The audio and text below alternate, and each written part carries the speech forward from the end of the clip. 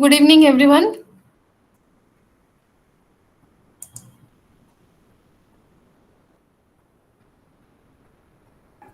Good evening, madam. Okay, good evening. So, as Sir has announced in the beginning of this class, we will be having an extra class on Sunday from 11 a.m. to 1 p.m. So, what I suggest is we this since this is a vast course of this inorganic chemistry. So let us first finish the course, and I hope that on Sunday we'll have an interactive session with you regarding the various doubts you have. So what I wish is that will first there are four blocks in your in this syllabus, and each block consists of at least 3 or 4 units.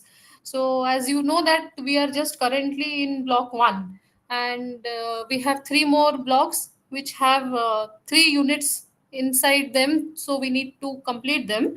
So we'll first touch all the blocks, we'll cover up all the units, and then if time permits, or I will ask sir for a special interactive session after the course is completed. So whatever questions you have, whatever doubts you have, we can discuss it hopefully on Sunday when we are having an extra class. So, and regarding yesterday's class, so I'm very sorry for the inconvenience that was caused because we had certain problems on our side, on my side actually. So, and yesterday we were discussing about group 1 metals elements and group 2 alkali earth metals, and we were discussing about the various periodic properties of transition element series. So, and we had actually stopped at the Latimer diagrams. We were discussing the various electrode potentials. And so today we will start with where we left yesterday. So today we will start with the Latimer diagrams, and which are particularly for transition elements. So today here, when we look into Latimer diagrams, now these Latimer diagrams, they are particularly called as reduction potential diagrams, and they are widely used to assess the various relative stability of different oxidation states. Now we know that transition elements, they are endowed, they exhibit various oxidation states because of their vacant d orbitals. So in order to know the stability, the relative stability of these different oxidation states of transition metals, Latimer diagrams have been drawn, and they are also known as reduction potential diagrams. Now first, to construct a Latimer diagram, so we have to remember that the oxidation number, it decreases from left to right, and they are correlated with their standard electrode potential, that is E0, and the unit for E0 we know it is volt. So typical conditions that have been measured are using H plus in 1 molar, our strong base, that is hydroxide ion, whose concentration is 1 molar, and the pH is measured 14.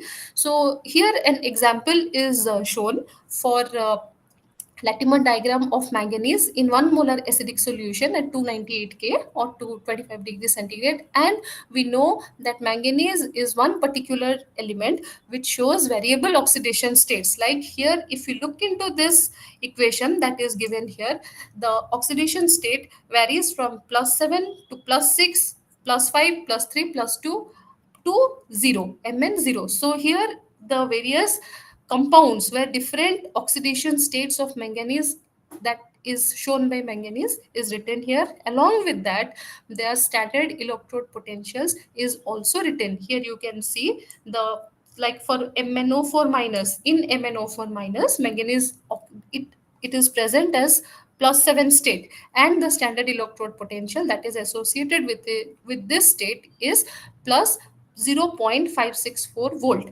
So now this is called as the Latimer diagram of manganese. Now here it represents all the standard potentials, redox potentials of element Mn.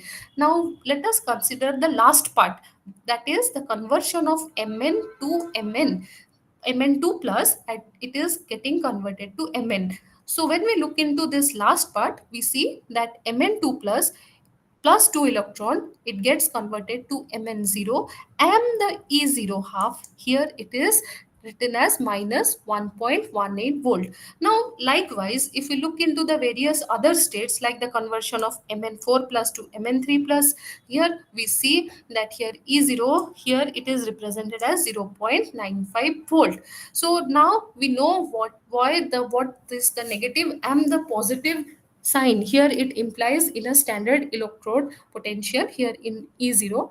Now, and this is all done on the basis of the Nernst equation. So like if we consider the total conversion of MnO4 minus to Mn, so the standard electrode potential here it is actually given as, so we will look into the Latimer diagram and we calculate the E0 for the conversion of MnO4 minus to Mn plus to Mn0. So for this we will consider the E0 that is presented in the each step. So here we'll start with from conversion of plus 7 to plus 6. Here one electron is involved and the standard electrode potential here it is involved is 0.564 volt. So hence in this equation it is written as 1 into 0.56. Then in the second step we will again consider the conversion of plus 6 to plus 5.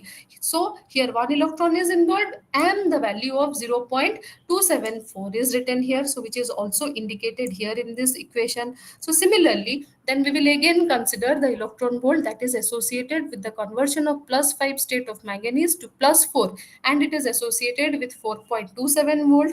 So likewise, we will consider the total electronic E0 of all the states from MnO4 minus to Mn, and then ultimately it is divided by 5. Here the number 5 in the denominator, it represents the total number of electrons that are involved in the oxidation, in the number of the change in the oxidation number. So since it started with 7 and here it is plus 2, so therefore the whole it is, since plus 7 to plus 2 it involved total 5 number of electrons, so hence it is the denominator is represented with 5, and this is how, and the final value is given as plus 1.51 volt, and this is how we calculate the required E0 for the particular element in a Latimer diagram. So this is the particular utility of Latimer diagram.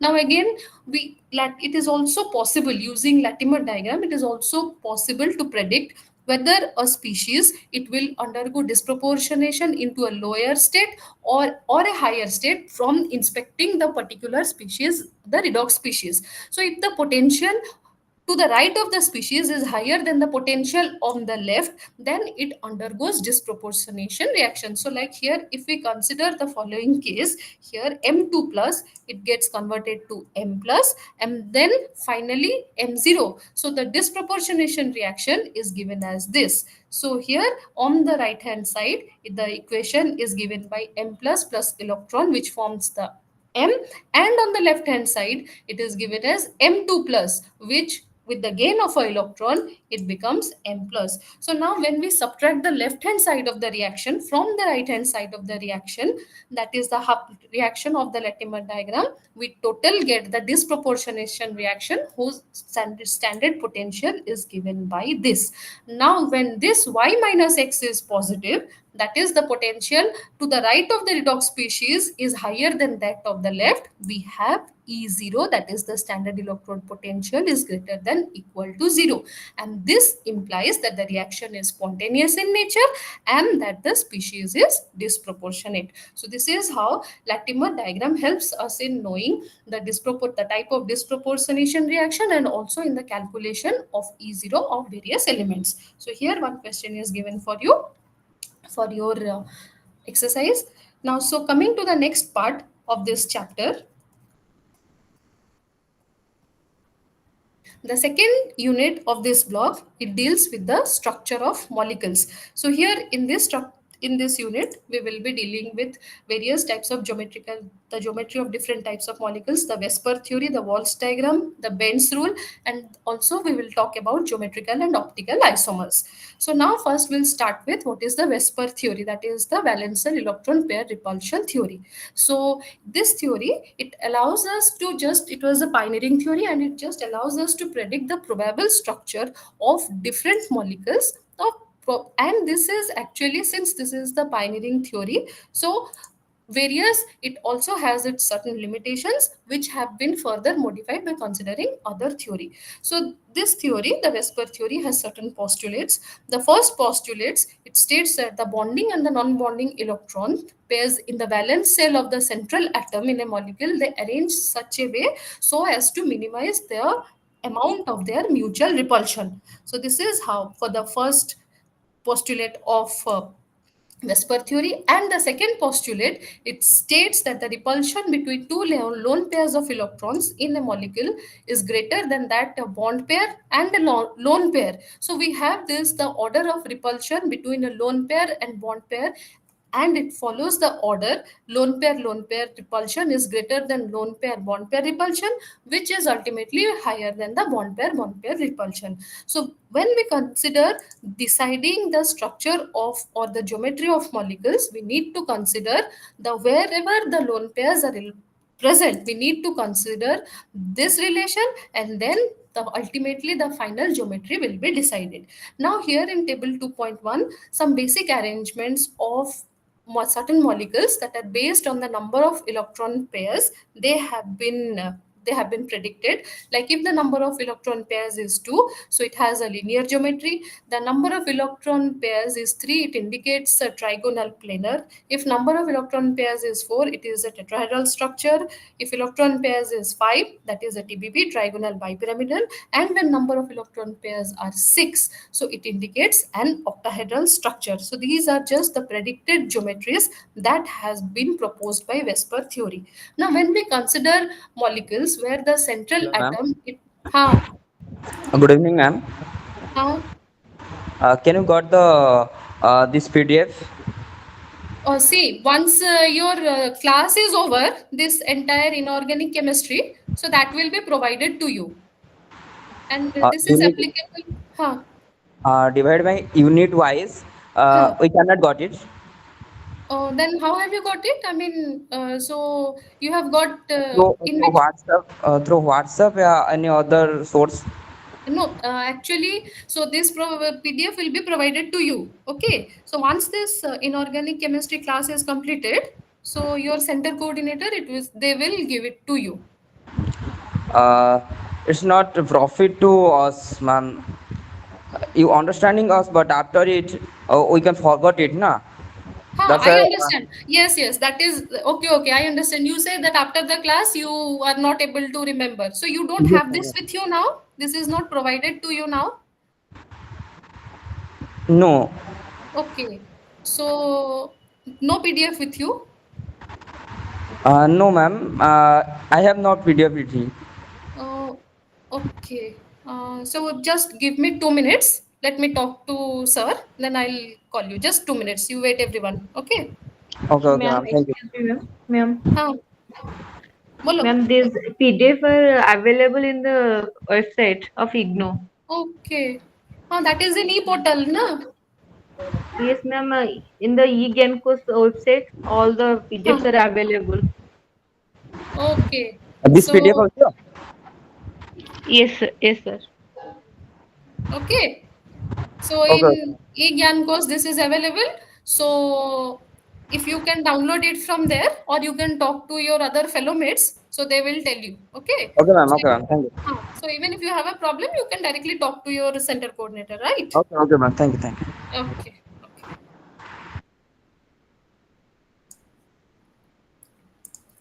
Okay, so we were talking about the Vesper theory. Now, the here in table 2.1, we just discussed about the basic arrangement of various electron pairs and their predicted geometry. Now, when we have molecules with central atom having one or more lone pairs in addition to bond pairs, now we have to consider the repulsion between the lone pairs and the bond pairs, and that is the second postulate of the Vesper theory. So for example, let us consider in ammonia. We know that here in ammonia, N is the central atom, and a total 4 number of electron pairs are present, out of which 3 are bond pairs and 1 is lone pair. So now if we look into the normal prediction of geometry, so since here 4 pairs, electron pairs are present, so we assume that the structure will be tetrahedral in nature, but rather, in because of the presence of the lone pair, we the geometry of NH3 molecule is not tetrahedral, rather it takes a pyramidal shape with a bond angle of 107 degrees, which actually bends a little from the normal tetrahedral shape. And in reality, we say that the shape of the ammonia molecule is trigonal pyramid to be more accurate. So here in table 2.2, the molecular geometries of with total of 5 and 6 electrons that they have been shown here. So here, when we talk about total number of electrons 5, there are 5 electron and bond pairs and there is no lone pair, then the expected molecular geometry is TBP, that is trigonal bipyramidal, like for example PCl5 SnCl5 minus. However, if there are the number of electron pairs is 5, out of which 4 are bond pair and 1 lone pair is present, then the geometry it changes from the expected geometry of TBP to what we get is the seesaw, and this distortion occurs because of the presence of 1 lone pair. And the examples of such cases is TeCl4, SF4, etc. Now here similarly, if we have 3 bond pairs and 2 lone pairs, then the molecular geometry it shifts to T-shaped. So likewise, we have other cases. So now here we can know that when there are lone pairs are present in the central atom, and depending upon the number of lone pairs and the bond pairs, the geometry of the molecule it is changed from what is expected from normal geometry. So here this is about here in example they have been shown how to describe the exact assign the geometry to different types of molecule. So here in table 2.3, various molecular shapes have been described, like a linear shape is given by CO2 molecule, bent shape is given by H2O molecule, trigonal bipyramidal it is given trigonal bipyramidal is given by PCl5 and others, and octahedral is for SF6 molecules. So here in all those cases, just looking at the number of lone pairs and the number of bond pairs, it is actually sometimes very difficult to assign the particular geometry. So what happens here is the concept of hybridization here it plays an important role. So we look into the hybridization of different types of orbitals, and then finally based on that the final geometry is decided. So here in figure 2.2 you can see some simple molecular structures where different, suppose here in figure A, here it is trimethyl borane. So here in trimethyl borane, the Lewis structure it will place 6 electrons in the valence shell of the boron electron. Now to minimize this repulsion, the methyl groups they are arranged in such a way so as to form the corners of a equilateral triangle. So as a result of this arrangement, sp2 hybridization for the boromaton occurs, and the resulting point group, here it is in this case particularly in figure 3a, here 2.2a, it indicates the resulting point group symmetry is D3H. So similarly other electronic structures along with their point group, here it has been shown here.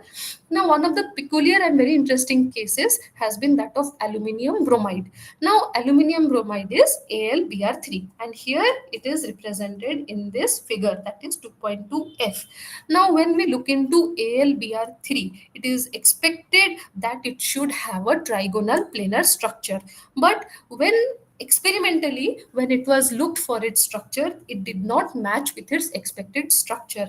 Rather, from experiment it was found that AlBr3 it exists as a dimer. So the dimer that is Al2Br6, it contains 4 bonds per aluminum atom, and here in this figure it is shown how Al2Br6 it exists in its dimeric form.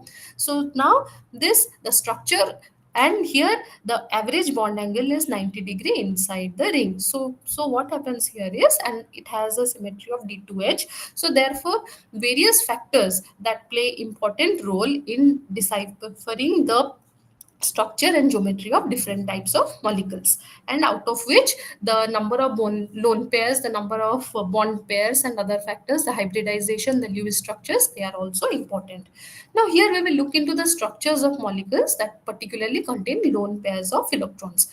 So as let us take for example with water. Now water Here the central oxygen atom, it is bonded to two hydrogen atoms, and it also contains two pair of non-bonding electrons. So when we look into the structure of water, so here the repulsion between the lone pair and the lone pair bond pair, it results. And what happens is, as a result of these type of repulsions, the structure of water is not tetrahedral in nature, rather it it is bent shape, or we what we call it as the V shape. And here the bond angle is 104.5 degrees, which is much lesser than that of ammonia. Ammonia has a bond angle of 107 degrees. So this is how we can say the impact of the lone pair of electrons in deciphering a structure. Now here, using this relation, that is lone pair repulsion is greater than lone pair and bond pair. So now here in figure 2.5, the lone pair, that it does not have any nucleus, it is just attracted by its own nucleus, and that is why it results in a greater angular torsion, and it bends the molecule. Here it is shown in figure 2.5, and the structure of methane, ammonia and water, that they are represented in figure 2.6, and we can see how the presence of lone pair of electrons, they decide the bond angles. So here in figure 2.7, the molecule SF4, it has been shown, and how the geometry here, for particularly the distorted geometry for SF4, that is seesaw, it should have been trigonal pyramidal, but owing to the presence of lone pair, the distorted structure is obtained, and what we call it as the seesaw structure.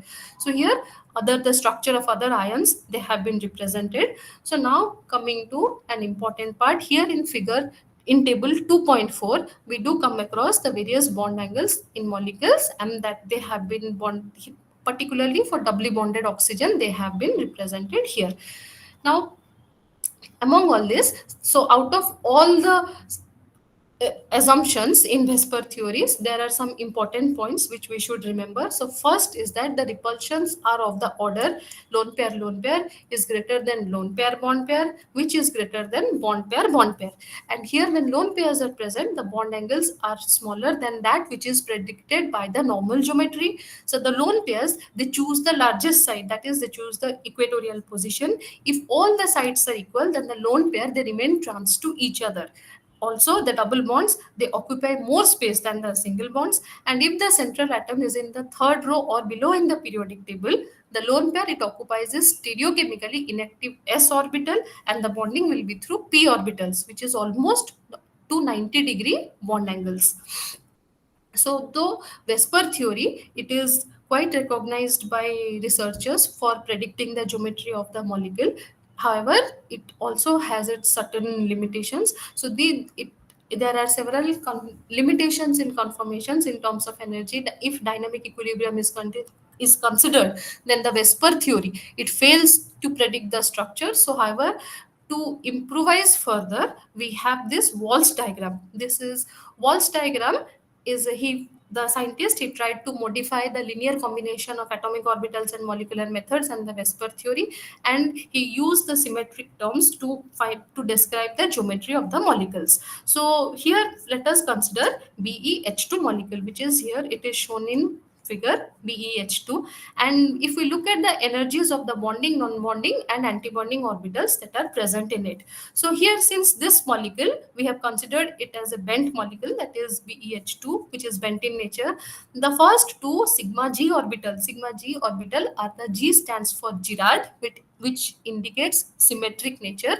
The first two sigma G orbital, it is constructed from atomic wave functions that are symmetric, and hence there is an increase upon when they are bent with each other, there is an increase in their overlap function. So the energy of the two sigma G orbital, it decreases a bit. Now on the contrast, the energy of the one sigma U, that is the antisymmetric function called as ungirard, it increases on bending. Now, since the wave function changes as a sign, that is here, it is represented by the shading. So the terminal hydrogen, it overlaps in such a way that the wave function, it becomes negative in nature. So as a result, here here our the linear p orbital, as we look into this structure, the energy, the BeH2, it has a molecular configuration. Here it is given, and ultimately by looking at the sigma g and sigma u, we find that BeH2 is linear and not bent. And the Walls diagram, that here it is represent, here it overall, although it may seem that the symmetry and anti-symmetry factor, they have a great role in establishing the geometry, but the Walls diagram, it also has its limitations. It is only accurate for the molecules in which there is a large separation between the Ns and Np energy of the central atom.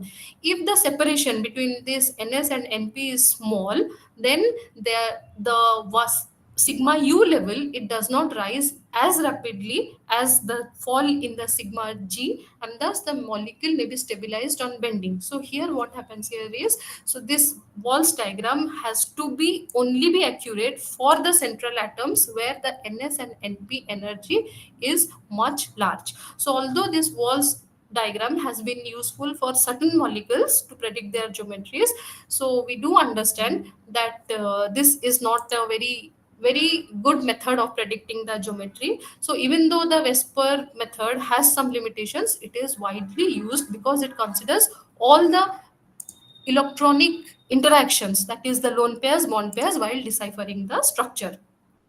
Now, so we'll consider the structure and hybridization. Many at the hybridization, we always say that this structure is caused by hybridization, but in that is a misnomer. We should say that the particular structure has certain hybridization associated with it. So for considering the hybridization, we need to also know the coordination number of the central atom and the symmetry of the resulting molecules. So here the symmetry of the resulting molecules, that is listed in table 2.5. Here you can see the various atomic orbitals that are involved in hybrid orbital formation, and they have been given like sp, sp2, sp3. So for particularly for sp hybridization, it consists of a s and a p. For sp2, that is consider of s and 2p orbitals. And here how the hybridization occur, here it is given in figure 2.5. The geometries of some of the common hybrid and non-hybrid bonding arrangements, they have been listed here. Now, the relation between hybridization and the bond angle, it is very simple for sp orbitals. Now, when we have two equivalent orbitals, the calculation of the percentage s character or the percentage p character is given by this formula represented in equation 2.1, where theta represents the bond angle, that is between the two equivalent s and p orbitals. Now here, if we say for particularly in this example 2.2, we will consider an example of methane. Now methane is sp3 hybridized. So for methane, the cos theta here it is given as sp3. So in sp3, s considers, according to this equation, s by s minus 1, s contributes to 0.25, and since 3p are present, they contribute to 0.75, and 1 s minus 1 value gives this. So here the cos theta value comes to be this, and the theta comes as 109.5 degrees. Similarly, so using this equation that is given in 2.1, we can calculate the percentage s character and the percentage p character that are present in an equivalent two or more equivalent orbitals, particularly for s and p orbitals.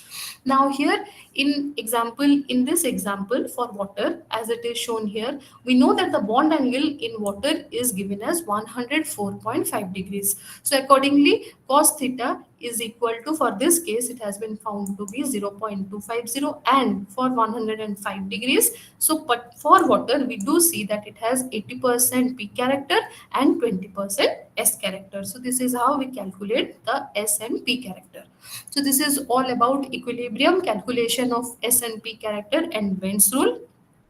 Now we'll look into, sorry, Walsh rule, and now we will look into Bend's rule and the energetics of hybridization.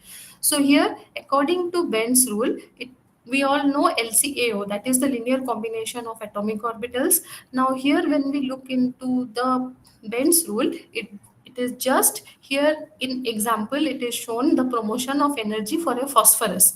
Here in this figure, how we can the phosphorus is promoted, energy is promoted from 1s2 2s2 2p2 to 1s2 2s1 and 2p3. So the hybrid here, it is there is a very little initial promotion energy in phosphorus. So the here the ground state, it is trivalent in nature, and then how the hybridization will help in the formation, it is actually decided by the Benz rule.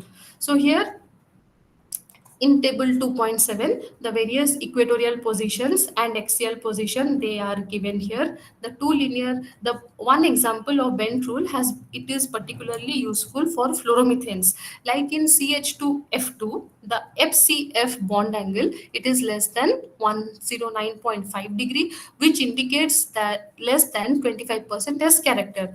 But the HCH bond angle, it is larger, and the CH bond has more S character. So particularly such observations have been more observed in fluoromethane, and this phenomena is called as apicophilicity because it explains which substituent will occupy the typical orbital in trigonal bipyramidal structures. So Bent rule is also consistent and provides alternative rationalization for Vesper model. The Bent rule's prediction that highly electronegative substituents, they will attract p character and reduce an electronic substituent. So strong S-rich covalent bonds, they require a larger volume to bond. So doubly bonded oxygen, they need S orbitals because of the shortness and better overlap of the double bond. So this is about, here we have completed bond Bend's rule. Now we'll talk about geometric and optical isomers. So a detailed classification here, it has been present in figure 2.19 about the classification, structural isomerism and stereoisomerism. Now structural isomerism, it consists of ionization isomerism, hydrate isomerism, ligand isomerism, linkage isomerism, coordinate position, and polymerization. Whereas the stereoisomerism, it deals with two subclasses. One is the geometrical isomerism and other is the optical isomerism. So the here basically that we will be dealing with geometrical isomerism and optical isomerism. So first we'll need to understand what is a stereoisomerism. So these are the metal ligand bonding sequence. Here they are particularly divided into two class, geometric and optical. Now geometric isomerism, it occurs when the ligand, they can assume different positions around the metal atom. Like for example, we have PTNH3 2 and Cl2, it has a square planar structure.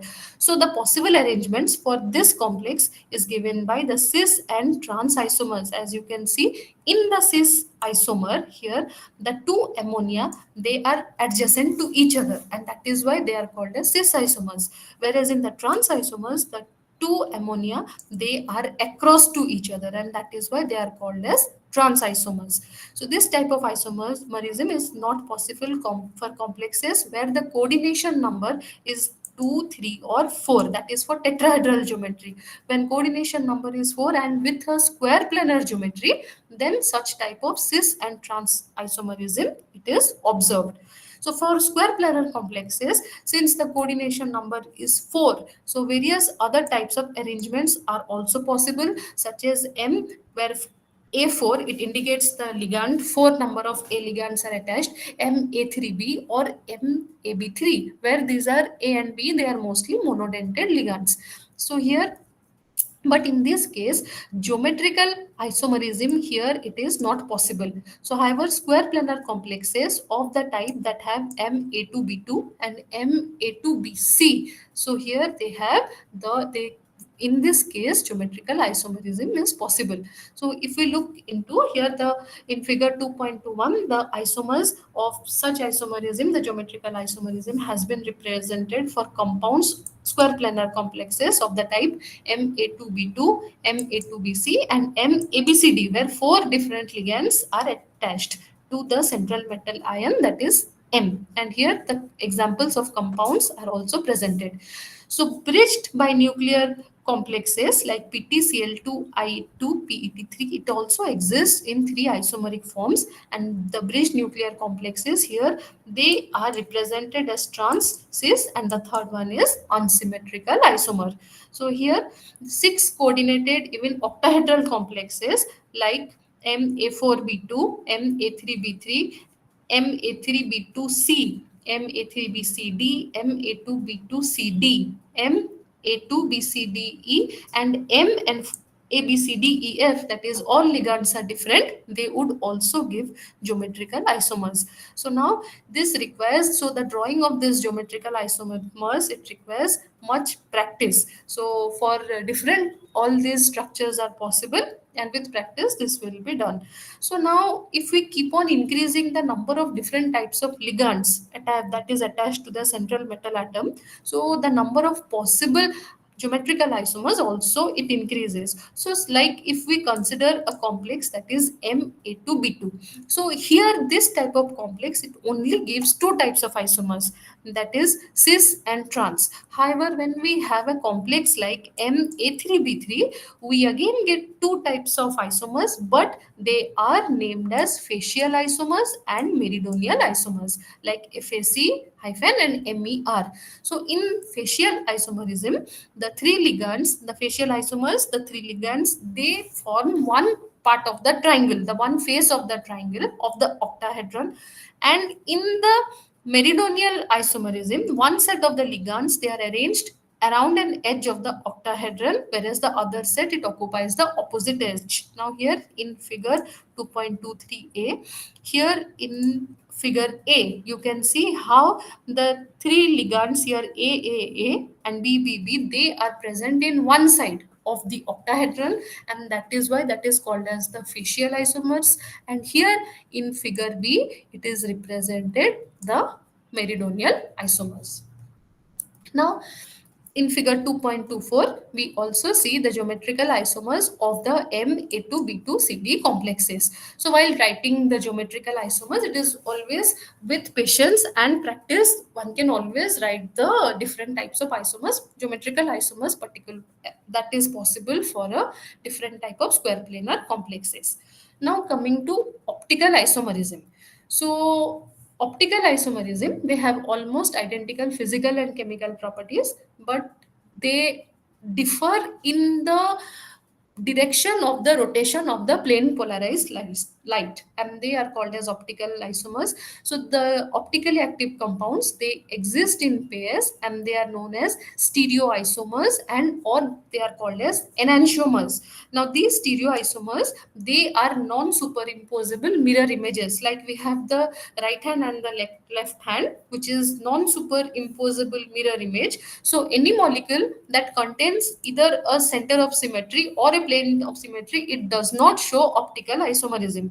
So optical isomerism, it is very rarely it is observed in square planar complexes, but in tetrahedral complexes of the type MAB2, here the AB ligand, it must be unsymmetrical and bidentate ligand, and thus it shows optical isomerism. As here in figure 2.25, you can see the optical isomerism of MAB2 complex. Here AB is the bidentate ligand, and when we look into the mirror image, they form non-superimposable mirror image. That is why they are optical isomers. So however, optical isomerism is also very common with octahedral complexes of the type MAA3, MAB, MAA2AB, and other types. Some of the examples here, they have been shown in figure 2.26. So here you can see the optical isomers of cobalt En3 3+. Here how the optical isomers, they have been represented. So now with this, we conclude that part of optical stereoisomerism in complexes. Now we'll start with unit 3. We'll just take a break of 5 minutes and then again resume the class with unit 3.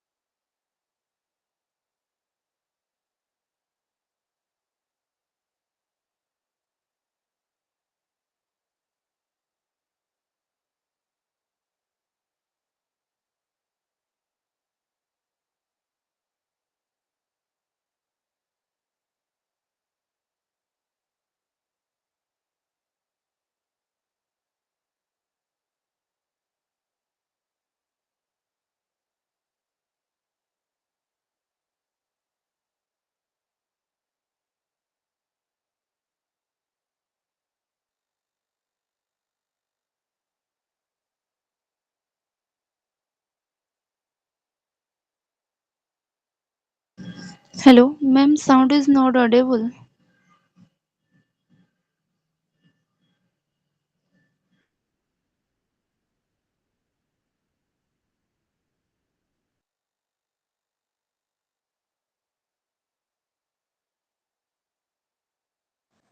Ma'am has taken told that 5 minutes break. That's why she's. Okay, thank you.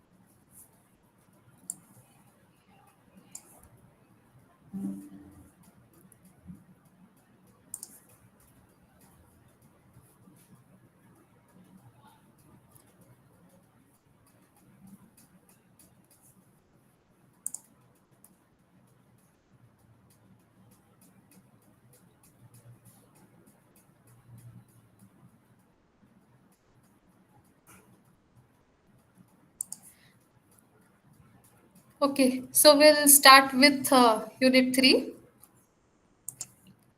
That is for phosphorus nitrogen and sulfur nitrogen compounds.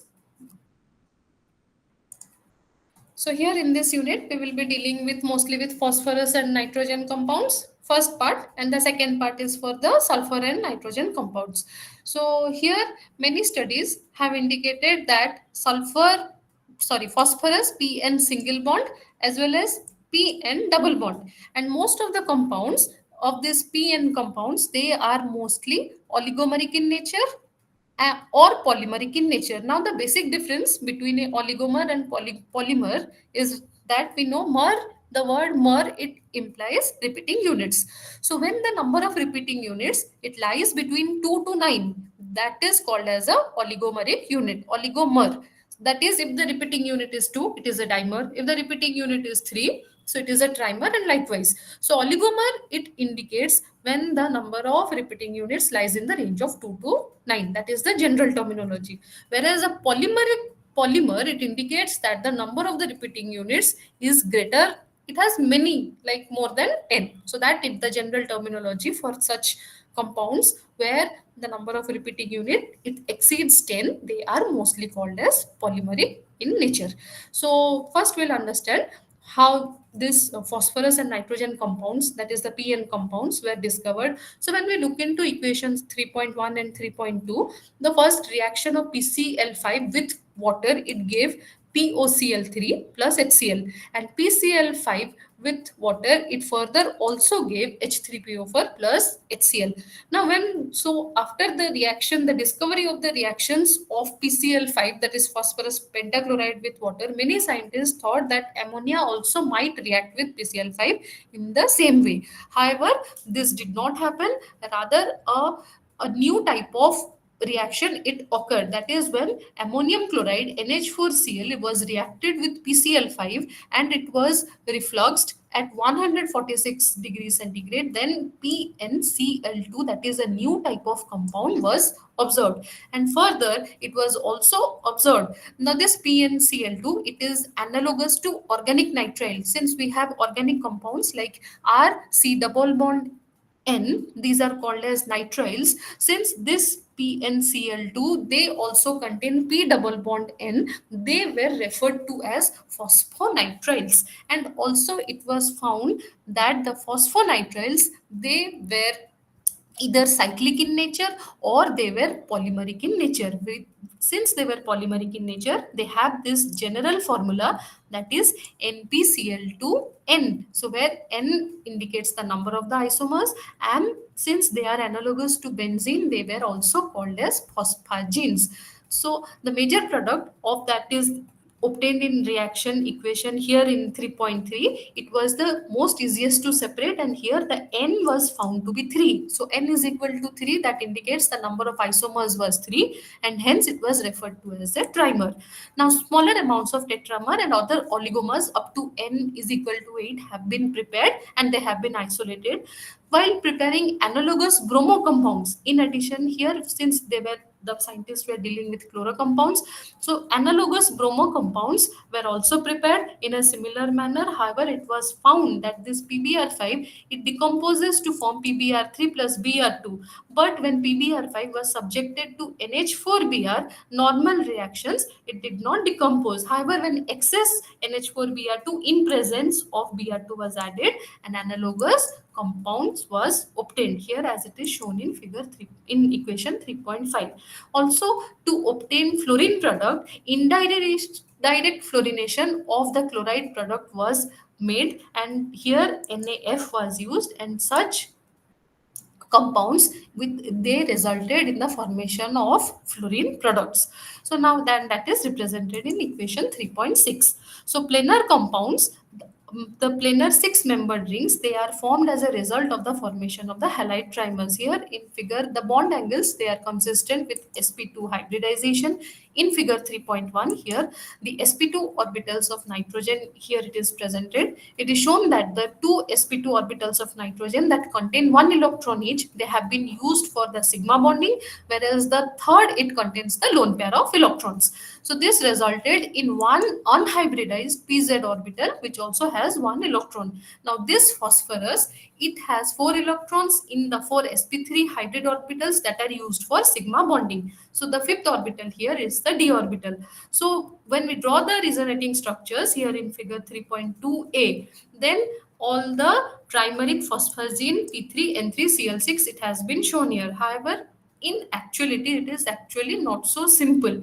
So the phosphorus here ring, that is the p and bond distance, these are equal and short, and further the lone presence of this lone pair and alone the presence of the isolation of this compound and stability of this compound, it suggested there might be some delocalization. Even though all the phosphazines that have been obtained, they are not planar, they are still stable in nature.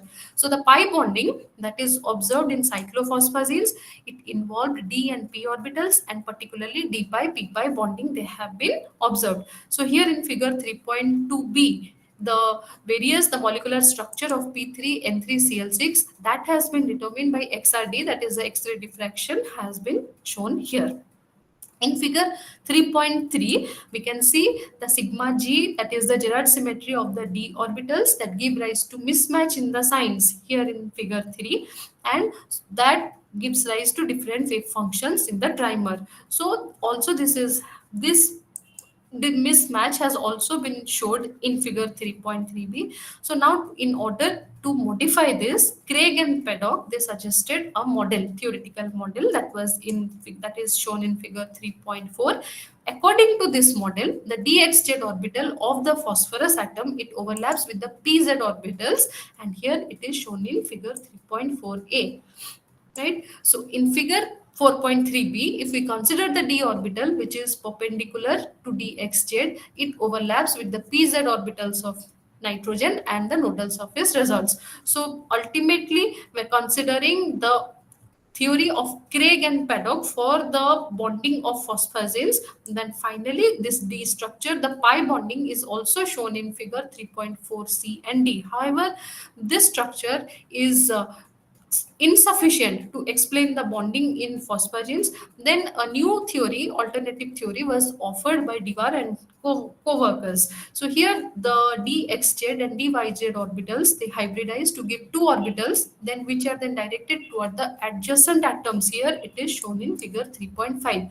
So what happens is, as a result of this direction, three center bonds, they are formed around each nitrogen that is present in the phosphazine molecule. So here the delocalization over the selected three atom segments, they form an island type here in this model. So now this model, this both this Craig and Paddock model and the Dewar model, they have been supported by evidence. Yet there is also another model where departicipation is not important in this molecule. So however, the commonly accepted theory has been these two, the D model and the Dewar model and the theory of Craig and Paddock. Tetrameric phosphazines, they have been isolated and they have more flexible structure than that of the trimers. The structure of NPF24, it is planar, while the conformations, various conformations like tub, boat, chair, crown, saddle, they are seen in others. However, it cannot be predicted. Now, many of these forms, only two of the isolated forms of the tetrameric chlorophosphazines, the one with the chair arrangement is most stable. Here in figure 3.6, you can see the tetrameric phosphazine, that is P4N4Cl8. The first one represents in figure A, it represents a tub conformation, whereas in figure B, it represents a chair conformation. And it has been found that the chair arrangement is more stable than the tub conformation. So even though the corresponding organic compound, that is C8H8, is non-aromatic as it is non-planar with the chair structure, these tetrameric phosphazines, with the chair structure, they are aromatic in nature with extensive delocalization, and this leads to a very interesting observation. So many other ring sizes have also been synthesized. Now, since we talked about trimer and tetramers, other ring sizes have also been synthesized. For example, when we look into the X-ray crystallographic studies of NPMe2, where N ranges from 3 to 12, those compounds, they have been studied like this. They have been isolated and they have been studied. The first cyclodiphosphazine has also been prepared, which are expected. However, they are very unstable. Now coming to phosphazine polymers, where the number of the oligo, that is the number of the repeating unit, they exceed 10. So the polymers, they can be prepared and they are better than carbon based polyolefins and polyesters. However, phosphazine polymers, they are still in the infant stage and they are still being developed for the efforts are going to modify them for commercial application. Here the phosphorus chlorine bond, it is sensitive to moisture, and that is why there is a problem. So since owing to the sensitivity of this phosphorus and chlorine bond, so here the preparation of the polymers of trimeric chlorophosphazine here is done as per equation 3.8. So when the above reaction it is carried out, so and particularly with precision, we can form a cross-linked polymer where N is equal to 15,000. That is the number of isomers that can be cross-linked together to form this cross-linked polymer. The N is almost equal to 15,000. This polymer, the phosphazine polymer that is obtained, this is soluble in organic solvents. However, since chlorine is present here, it is susceptible to nucleophilic attack, and it might also undergo displacement, as here it is shown in equation 3.9 and 3.10. So different elastomers, like particularly rubbers, plastic films, they may be procured. If we want to change this, R value is changed, and the materials, different materials can be made by changing the R value that is represented here in the 3.9 and 3.10. So these materials, they are quite flexible at low temperature, and furthermore, one of the important characteristics of these cyclic polymers is that they are water resistant and fire resistant. So water repellent fluoroalkoxy substituted polymers, they do not have any interaction with living tissues. So since they do not pose any non-compatibility, non-biocompatibility issue with the living tissues, so they are used successfully in the fabrication of artificial blood vessels and prosthetic devices. Phosphazines have also been used medically as slow release drugs. So inorganic polymeric backbones that have, they are having useful optical and thermal properties. These phosphazines have also been used for the preparation of ceramics. So by changing the backbone of the polymer, the properties of the phosphazines, they may be changed and they may be designed accordingly for suitable for various types of applications. So here in figure 3.7, we can see various polymeric phosphazines. Those are like a steroid bound, a sulfur diazine bound, and catecholamine bound. These are various uses of polymeric phosphazines that can be used for medical purposes. Now, one of the PCl2 groups here in PCl2N3 is substituted by CCl group. It forms a ring which gives us a polymer with a carbon in its backbone here as it is shown in equation 3.11. So this example is particularly the example of the first time for the synthesis of a polycarbophosphazine in that is represented in equation 3.11. Now let us talk about linear polyphosphazines.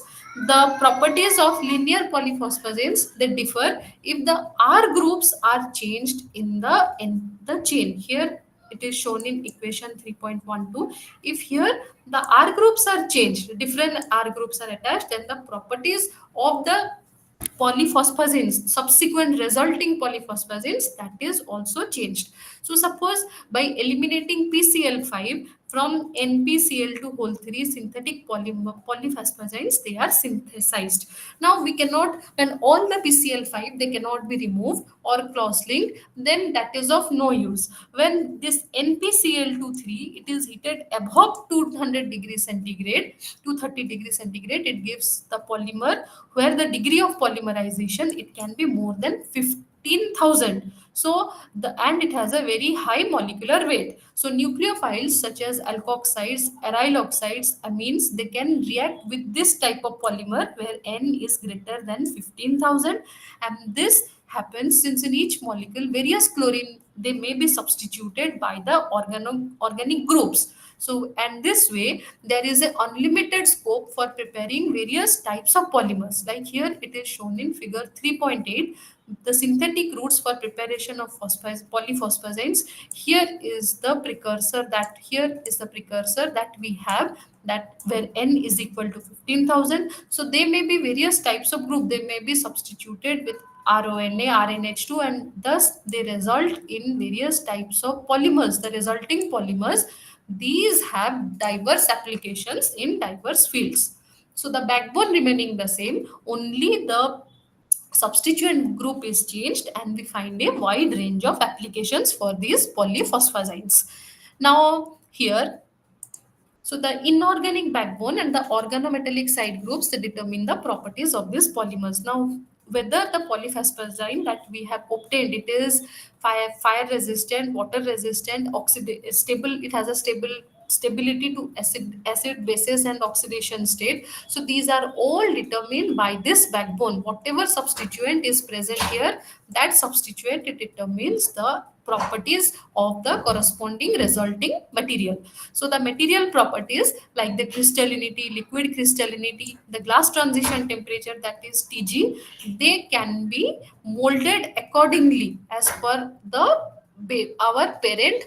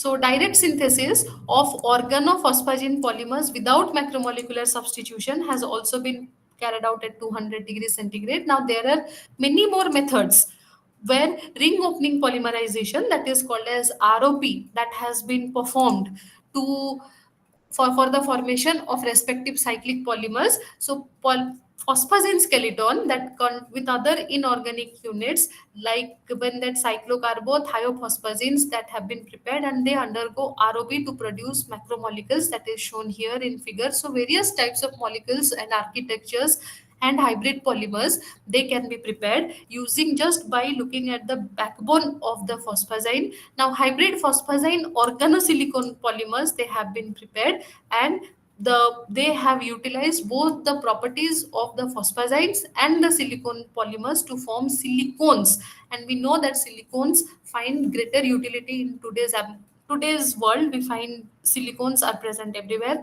Now phospham is produced by a reaction, a highly cross-linked phosphazine, here as it is shown in figure 3.12. Here in this reaction phospham is produced. So now looking into the structure of phosphine, here it is given. So there, these are the some of the examples of phosphagene and polyphosphagene cross-linked and cyclic polyphosphagene products. Now other PN compounds. Now here there are PN compounds that are formally P3N3 types. So here that is the PN bonds, they are nominally single, but partial double bond character arises in such type of compounds owing to the p pi of N and d pi of phosphorus donor bonding, here as it is shown here. The aminophosphanes, that is they are monomeric, whereas the groups are bulky, that is the R and R dash, that is here represented here. These are aminophosphanes. So here is an example of an aminophosphane. So when they with less bulky substituents, they form dimers. When bulky substituents are taken, these aminophosphanes, they form cross-linked or more larger cyclic polymers. So compounds with larger rings, here in figure 3.14, the planar rings are also found. The phosphorus atoms along with the substituents, it can either adopt a cis relationship or a trans relationship with respect to the plane of the ring. So in figure 3.14, PN compounds with large rings, that has been shown. In figure 3.15, three polycyclic types of PN compounds here are shown. Polycyclic PN compounds, they are particularly of different types. Here in figure 3.15a, it represents a adamantine type structure, and in figure C, both B and C, they are the isomers. However, this figure 3.5a, that is the adamantine structure, it can be converted to the one in figure C just simply by heating. So here we can see that these are the various way by which the PN compounds, phosphazines, cyclophosphazines, they can be synthesized, they can be modified, and they can be largely restructured for our requirements.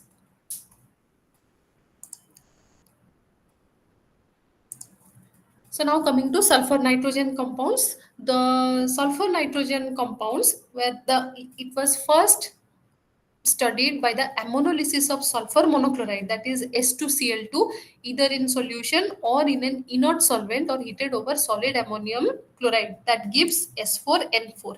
And here is the equation that indicates the formation of S4N4. Here S2Cl2, that is sulfur monochloride, it is heated in NH3 forming S4N4. This S4N4 is a bright orange color crystal, that is a solid. However, it is stable to moisture, but they are highly explosive to friction. So here in figure 3.16, if you look into figure 3.16, the 8-membered sulfur nitrogen rings, it has been represented, that is the molecular structure of S4N4 has been represented here. And in figure B 3.16b, the diagrammatic structure of N4S4F4 with alternating bond lengths have been represented. Now here it is this is a cage structure, that represents where the distance of the two non-bonding sulfur atoms, they are at about of 258 pm, which is much lesser than that of a normal SS bond, which is 206 pm. So hence there was indicated that there must be some interaction between the non-bonding sulfur atoms, and thus the cage structure was predicted.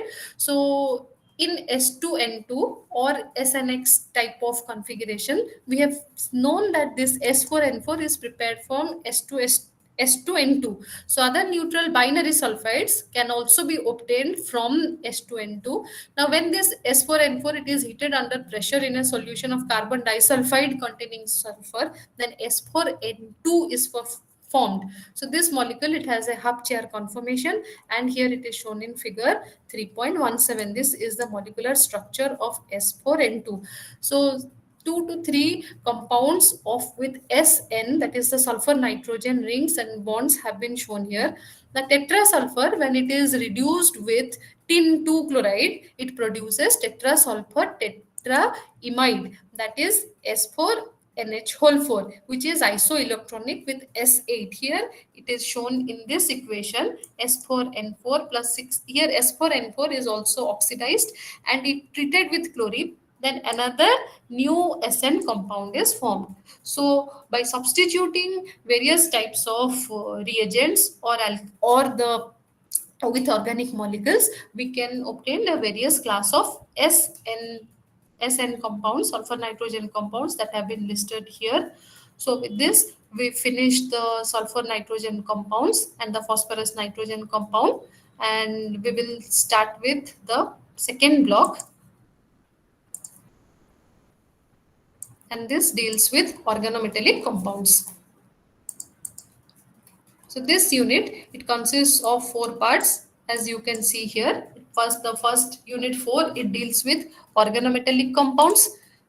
Then we have metal carbonyls, then metal pi complexes part 1, metal pi complexes part 2, metal clusters, and that is also divided into 2 parts. So we'll gradually cover this. So first we will start with introduction to organometallic compounds.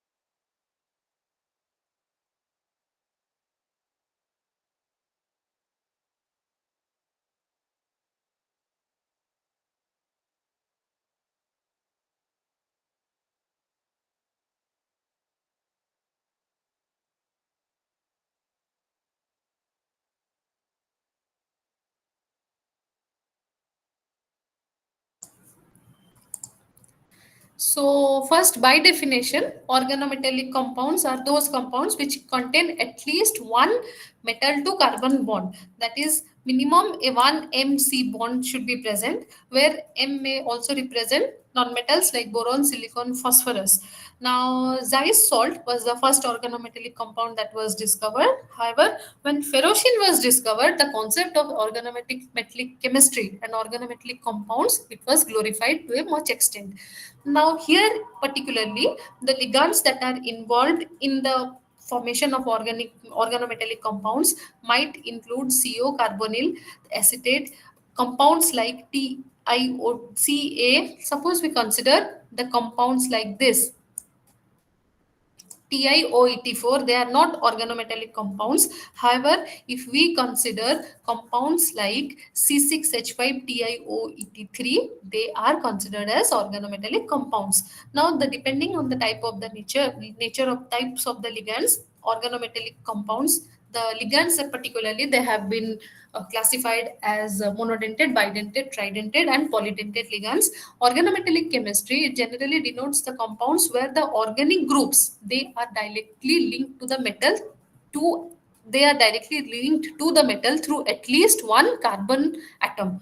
So first we will learn the classification of different type of organometallic compounds, and we will consider by considering the nature of their MC bond. Okay. We'll just take a break of 2 minutes.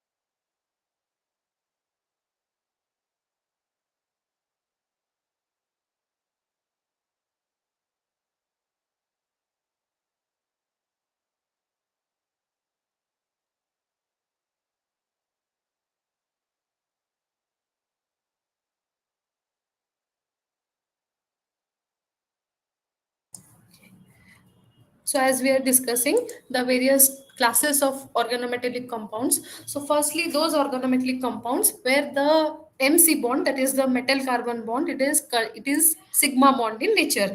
So this sort of sigma bonded organometallics, they are associated with the main group elements. Secondly, the organometallic compounds, they are also formed by sigma donor and pi acceptor ligands, like that is called as carbon monoxide.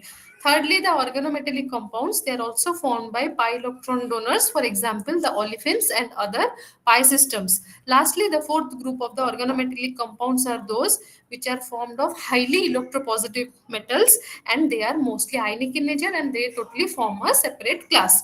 So transition metal organic compounds, they are the most vastly studied or classes in organic chemistry, because they form a wide variety of organometallic compounds, and they have immense variety in their structure and bonding types. This is particularly because the transition metals, they can utilize the s and p d orbitals in bonding, and as we know that the transition elements, they have variable oxidation states due to the presence of the vacant d orbitals.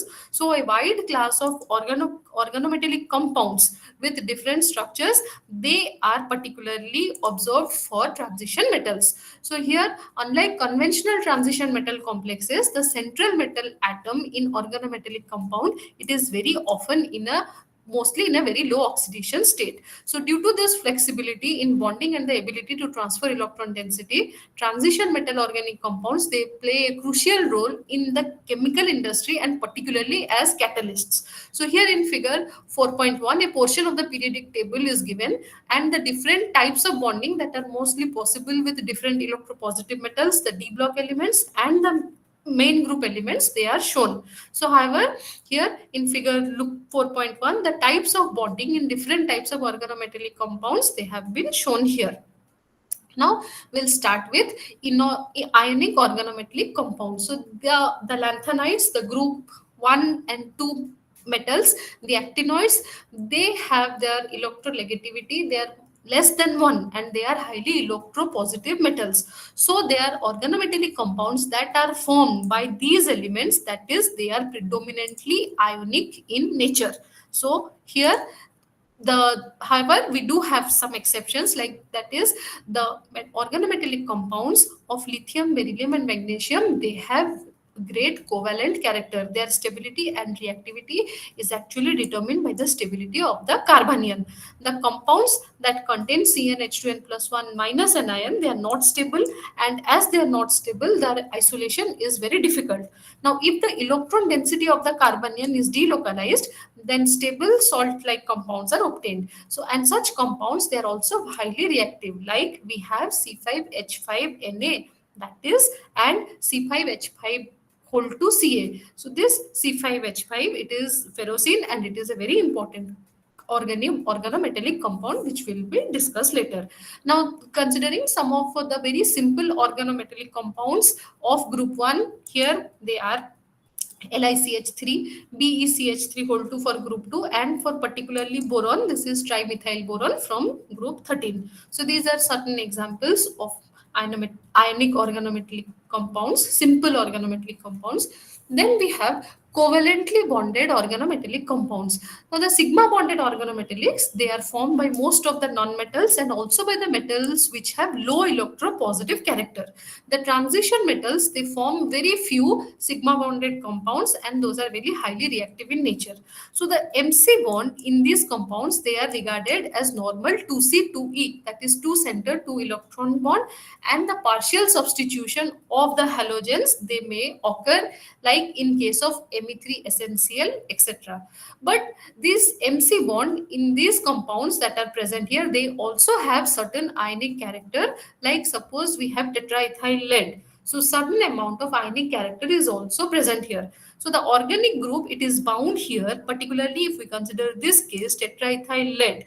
The organic group, it is bound to the metal lead by a normal covalent bond, which is referred to a 2C2E electron bond. But such compounds, they are formed by elements which have higher electronegativity than 1, and often less electropositive metals. So unlike main group elements, transition elements, they form fewer simple alkyls or aryls. So such compounds, they are mostly very unstable under ordinary conditions, and they cannot be obtained by normal methods.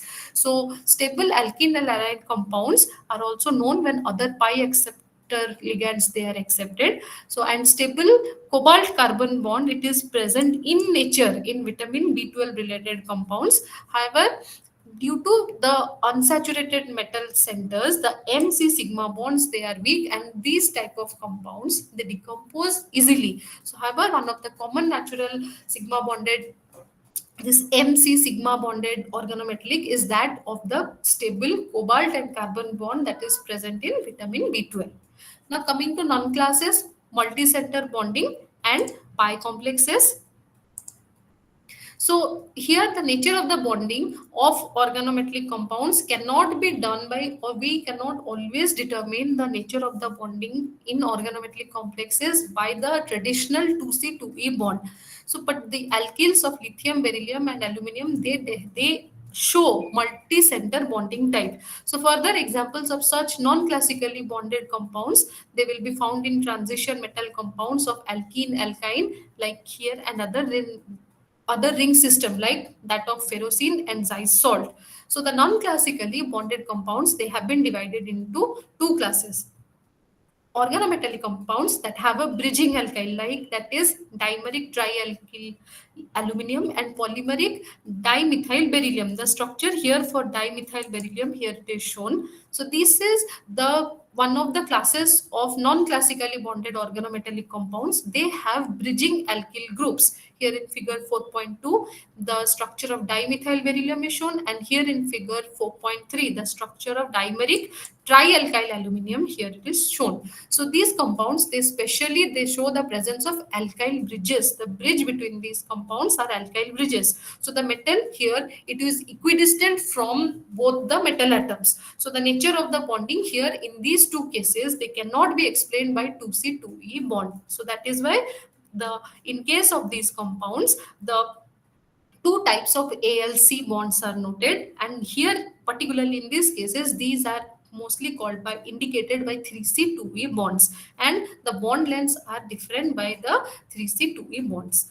Then the second class of organometallics, non-bonded organometallics, are called as the pi bonded organometallics. So here what happens is, these are the transition metal complexes that has unsaturated organic compounds, where there is interaction between the pi orbital of the organic ligands and the d and p orbitals of the metal atom. So compounds such with alkene, alkyne and cyclic compounds, they have delocalized pi electron. They are categorized into this category.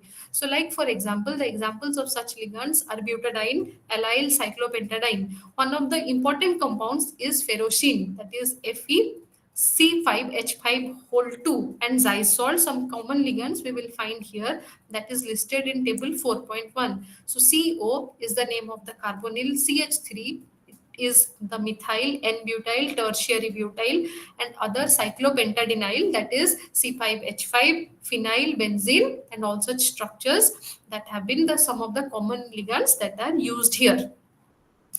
Now coming to the concept of hapticity. So here the classification of organic compounds has been based on their potential of bonding. So with this potential of bonding is particularly called as hapticity. So hapticity, it is represented as eta to the power x, where eta is equal to 1, it indicates hapticity is 1. So here eta 2, it indicates that hapticity 2. So and that is why hapticity is represented as eta to the power x. So x represents the number of carbon atoms which coordinate with that is coordinated with the central metal atom. So hence hapticity, it is technically defined as the number of carbon atoms within a bonding distance of metal atom, or the number of carbon atoms through which a ligand is attached to the central metal atom. Here in figure 4.5, different types of hapticity is indicated, and here in table 4.2, the classification of organometallic ligands and their hapticity has been indicated. So when hapticity is equal to 1, it is called as monohapto and an alkyl group is attached. So the example of such complexes is LiC2H5, that is ethyl lithium. So here in this case, this is a monohapto compound, organometallic compound, and this is represented as eta to the power 1. Similarly, eta to the power 2, it indicates a dihapto compound here, and the example here it is given when an alkene group is attached, it forms CF2 double bond CF2. So for such type of complexes, it is indicated by eta 2 and the compound is called as dihapto. Similarly, trihapto, tetrahapto, pentahexa, and octahapto compounds, they have been indicated here in table 4.2 with proper examples. Now coming to organometallic compounds of alkali and alkaline metals. So here we will be discussing the synthesis, structure, bonding properties and uses of organometallic compounds like of methyl lithium and also those of the alkaline earth metals like mostly beryllium compounds. So first here is methyl lithium. Methyl lithium is indicated by the formula CH3Li. So here in CH3Li, it is the empirical formula for methyl lithium. So in both the solid and solution states, it exists in oligomeric forms. Oligomers means it implies that it has many polymers. The N is more than 10. So here you should know that accordingly, UPAC defines that oligomer, it consists of few or more species, whereas tetrameric and hexameric forms of methyl lithium, they have been identified. The tetrameric form in its simplified form, here it is represented in figure 4.6. A tetrameric form of methyl lithium indicates N is equal to 4. So from this figure 4.6, we can see there are 4 lithiums that occupy the alternate diagonal corners of the cube and it forms a tetrahedron. The carbons of the methyl group, they occupy the 4 vacant corners of the cubes which are also present in alternate diagonal position in the opposite face of the cube. So the structure of this tetramer, as you can see, it is quite unusual in nature. Each methyl carbon atom, it is above the face of a tetrahedron and it forms a triple bridge with the 3 lithium atoms across the face of the tetrahedron.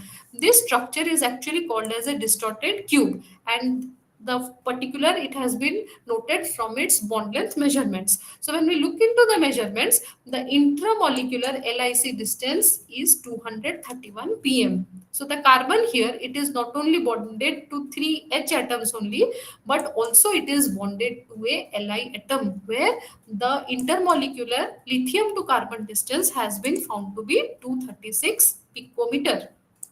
Thus, the coordination number that is obtained for carbon here is 7. So, in a similar manner, the coordination number of lithium is also found to be 7, which is made by 3 lithium atoms in the tetrahedron, 3 of the carbon at the center of the face of the tetrahedron, and 1 Li in the other tetrahedron. So, particularly in methyl lithium, we find that the coordination number of carbon is 7 and also the coordination number of lithium here it is also 7. So this is the peculiar characteristics of the structure of methyl lithium.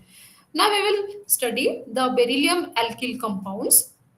It is done by heating the metal and any mercury dialkyl as it is given in equation 4.1. So when we look into this equation, HgMe2 is heated with beryllium at 100 degrees centigrade. Then we find the organometallic compound dimethyl beryllium plus mercury at 383 K.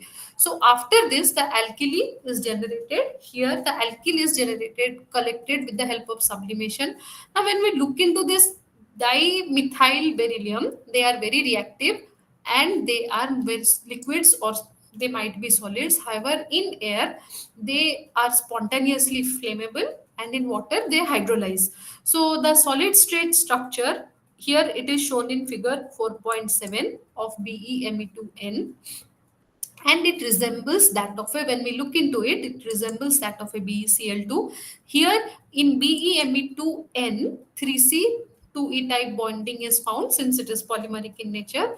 However, the arynes they are prepared with the help of the reaction between lithium aryl and BeCl2 as shown in equation 4.2. We find this type of diphenyl beryllium. Also, cyclopentadienyls of beryllium has been prepared as shown in equation 4.3. Now, when we look into this BE cyclopentadienyl 2 BE here in figure 4.8, the structure has been revealed by XRD and the structure has been shown by this. Since these rings, both the rings, they are very weakly bonded, the proton NMR spectrum shows that all the protons, they are equivalent, they are present in an equivalent environment. So however, the CP2BE possess this sandwich structure. The structure that is represented in figure 4.8 is sandwich structure, and it is the best representation of CP2BE. So now coming to organometallic compounds of transition metal alkyls and aryls. So first we will start with the main group elements, particularly the lithium, magnesium, zinc, mercury, arsenic and aluminium. They form the first metal alkyls. Among all these, some of the metal alkyls, transition metal alkyls, are still being used today. Like the alkyl lithium, it is the starting point of many complex organic synthesis. Diethyl zinc, it has been considered as the first true molecular compound with a metal carbon bond. So Franklin, he is actually credited as the founder of organometallic chemistry.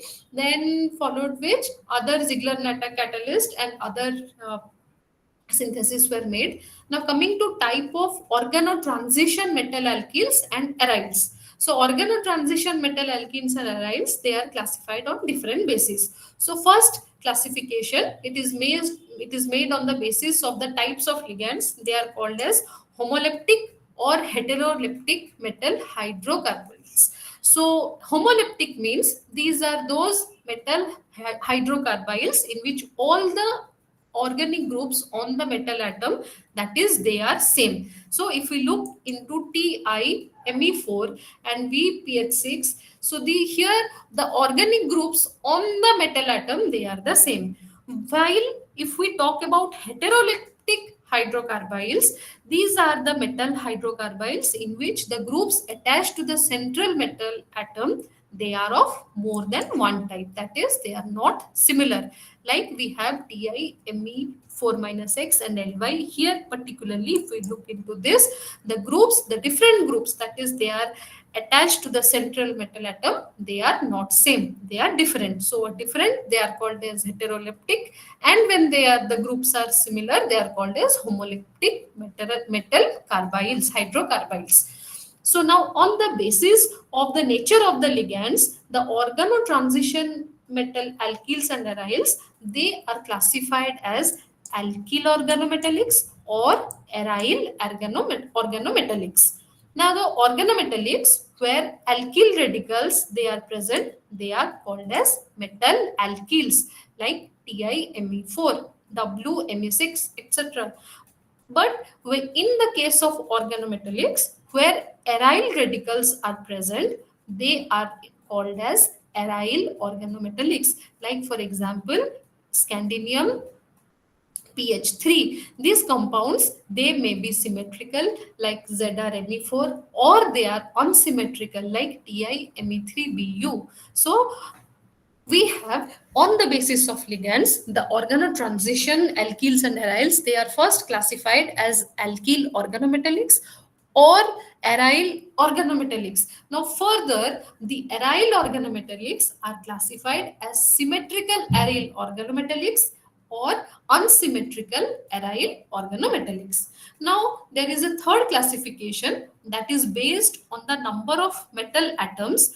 For the classification of organotransition metal alkenes and aryls, they are classified as mononuclear or polynuclear organometallics. So in polynuclear organometallics, the metal atoms, they are linked together. They are linked through bridging ligands, either directly or they are either linked through bridging ligands or directly of these with the single or multiple bonds. And in addition to metal metal bonding, bridging alkyl or aryl are also present. So based on the number of types of metal atoms, we also have mononuclear or polynuclear alkyl or aryl organometallics.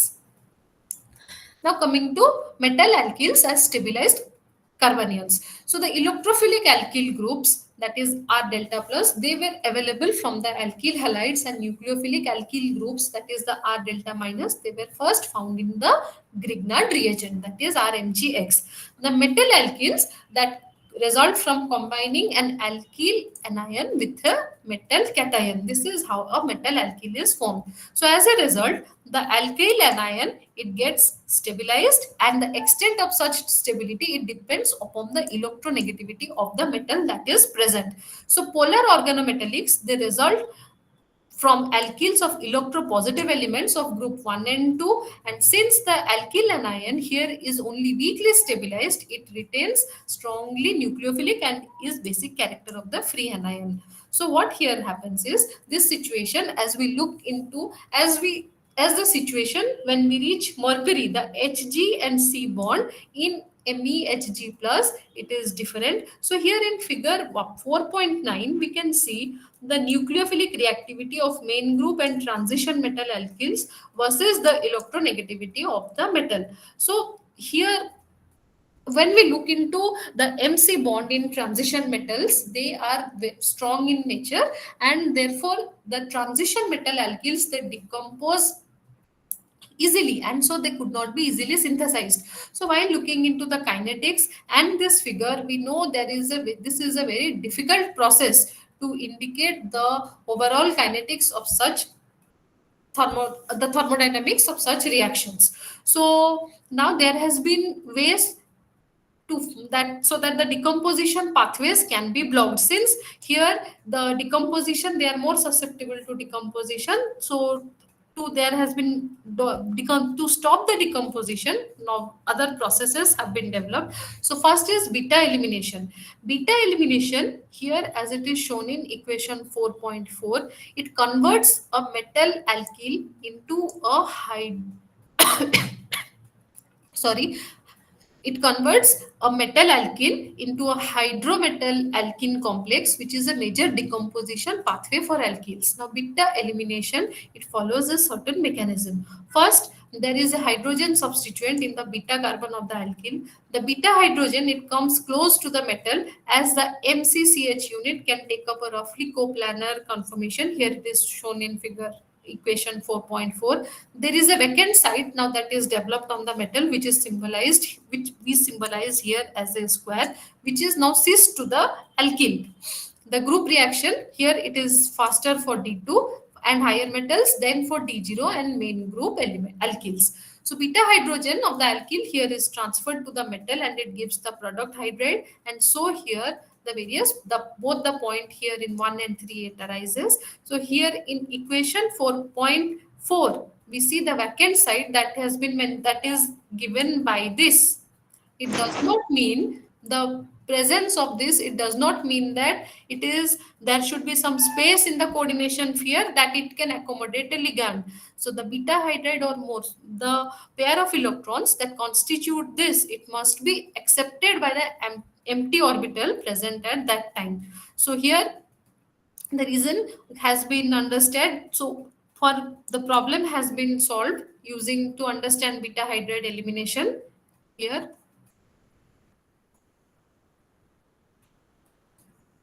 Then here the blocking elimination pathway will prevent decomposition, and it forms kinetically stable alkene. The compounds here in figure in table 4.3, it shows which form kinetically stable alkyl. Suppose, for example, the alkyls that have no beta hydrogen, so they form kinetically stable alkene. The alkyls for which the beta hydrogen is unable to approach the metal as a result of the geometry or the bulk of the ligand, they are also the more stable alkyls, and here it is formed. In table 4.3, we can find out a list of the compounds.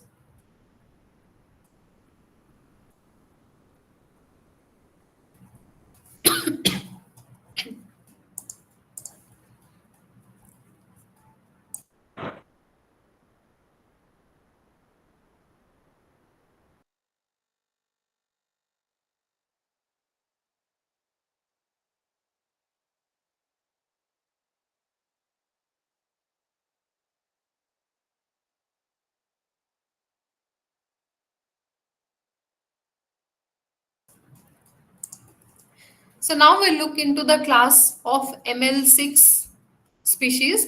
They are generally, as we can see, it has six coordination number. They are generally they are octahedral in structure. But WME6, it has a trigonal prismatic structure. Here, Albert and Einstein, they had previously predicted that X is not a pi donor. The D0 in M6 species, it actually takes trigonal prismatic shape. So the methyl ligand is here, it is small, and thus the compounds are formed like this. This is called as the trigonal prismatic structure of WME6.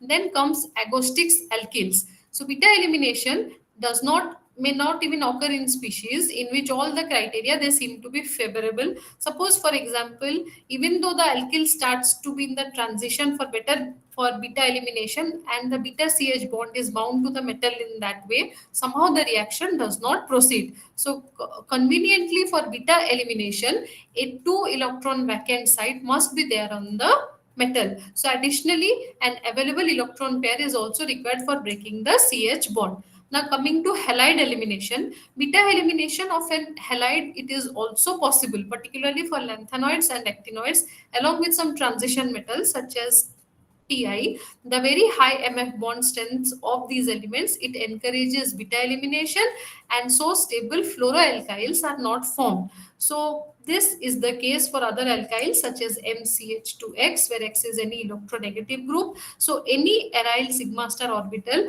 that acts as electron acceptor in the aryls with C6H5 group, and thereby stable aryls are formed with the late transition metals.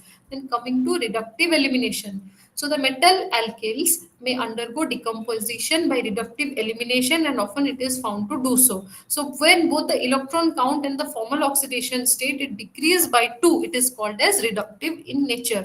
So even if we see a D0 or 18 electron complex may undergo this process, if it results in the formation of a stable oxidation state, which would be 2 units more reduced than the original one. So some examples of the loss of alkyl halide, they are known, however, and here it is represented in equation 4.7.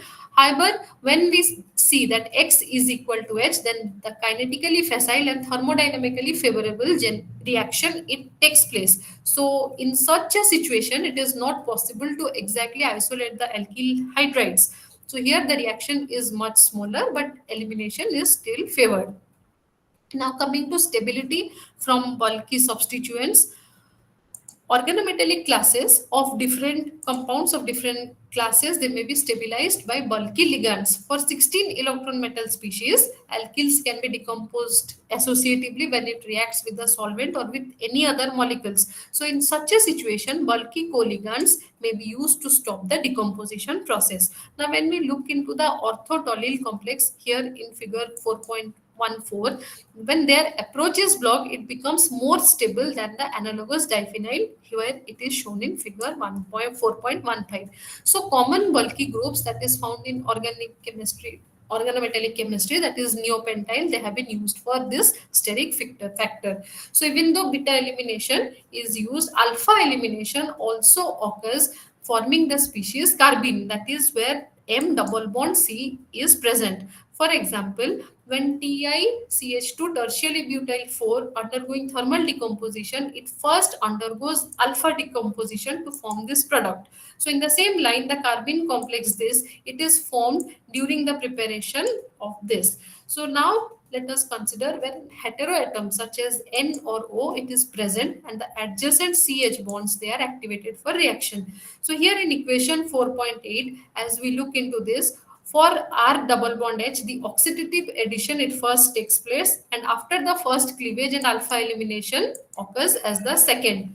Now here when we look into equation 4.9, the carbene is again formed, but the intermediate dihydrogen complex it results from the hydrogen produced and it's get trapped by the half of this. So here in equation 4.8, in the second step alpha elimination is here it is indicated, and in equation 4.9 the carbene here is again formed, but the intermediate that is formed it results from the hydrogen produced, which is again trapped by the ruthenium. So preparation of transition metal alkyls and aryls, that they are actually prepared in four major methods. First is metathesis. So in this process, organolithium, organomagnesium, organoaluminium, organotin and zinc reagents, they react with metal halides. So now here this happens, the various reactions here they are shown. This happens when an R minus reagent, that is particularly a nucleophilic attack on the metal, is done, and the formation of these reagents by metathesis is shown in equation 4.10, 11 and 12. Then metallate alkylation reaction. This category, it represents the reaction of carbonylate anions with alkyl halides as shown below. So this takes place when an electrophilic reagent, that is an electrophilic attack on the metal, is done. Now here it is indicated by equation 4.13 and 4.14 and 4.15. Now the third is the synthesis method. It includes the metallate acylation reaction. So this category, it involves the reaction of carbonylate anions with acyl halides, and here it is shown in figure equation 4.16. The fourth class of synthesis, it includes the oxidative addition. So with alkyl halides, here a 16-volt transition complex, it undergoes oxidative addition. Here it is shown. So this happens when a metal fragment, it is inserted into the xy bond after breaking, here as it is shown in figure 4.20. So often carbon like LNM fragments, they are found, and there are some similarity in inserting those fragments into any organic carbon compounds. So here these are the four methods by which we can prepare organometallic compounds, and the fifth method is called as the insertion method. So alkene insertion or hydrometallation, this process is also called as insertion reaction between metal hydride and alkene takes place as shown in equation 4.2, and some of the homologous catalytic processes, it also falls under this category, and here it is shown in figure 4.23. So carbene insertion, it in here it involves metal hydrides, they react with carbenes, as here it is shown in figure 4.24 and 4.45 for metal aryls. Here both types of reactions have been indicated. The nucleophilic attack on the metal, it can take place to form an alkyl, often when Grignard or a organolithium it reacts with metal halide or cationic metal complexes. So this method of using acyl complexes have been found very useful in chemistry. Now when we look into here in equation 4.26, C2H4 insertion is reversible, and whereas C2F4 insertion product is reversibly formed because of this. So now we'll talk about bridging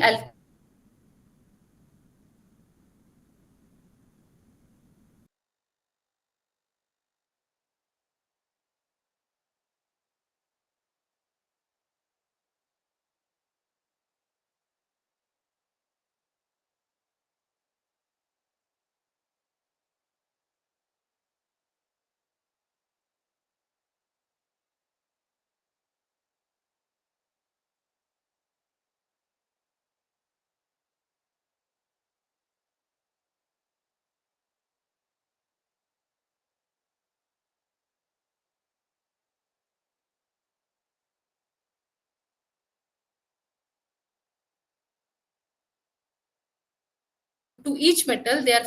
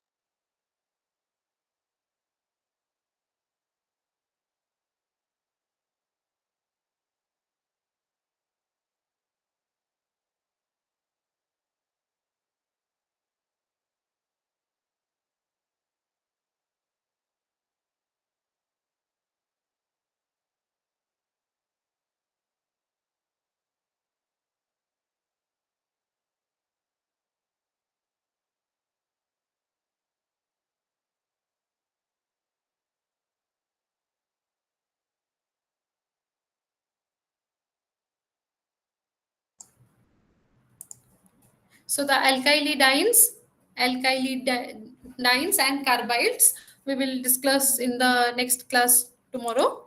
So, and this much for today. So thank you all. We will meet again tomorrow. Ma'am, Huh? ma'am, is this class for both July session and January session? No, that I will confirm and tell you tomorrow. Okay? Okay, ma'am. Okay. Thank you. Thank you, ma'am.